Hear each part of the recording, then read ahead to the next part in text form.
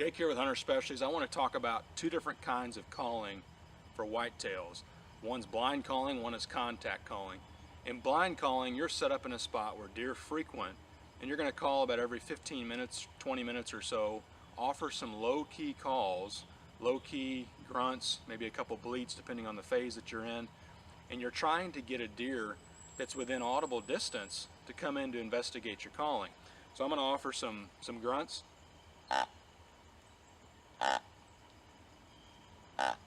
I may throw in a bleat.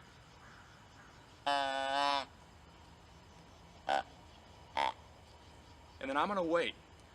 If I see a buck or a deer comes in to investigate that calling, then it switches to contact calling. Much more effective. I can actually see the reaction of that deer to my calling and somewhat control how the conversation goes. You got to be careful and make sure the deer doesn't pinpoint your location. So one of the techniques is to use a call or use your hands to move the location of where the call is coming from, and also use inflections, different tones. If I can see that deer now, I'm going to offer calls to try to get that deer to come in close enough, particularly if I'm bow hunting. So one of the first calls I may make, again, is a low key grunt or contact grunt. The first thing I want to do is make sure he heard me.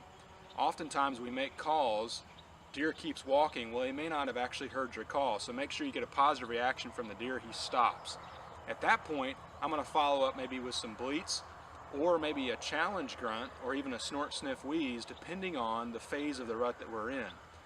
So make sure you keep in mind and keep contact calling and blind calling in your arsenal.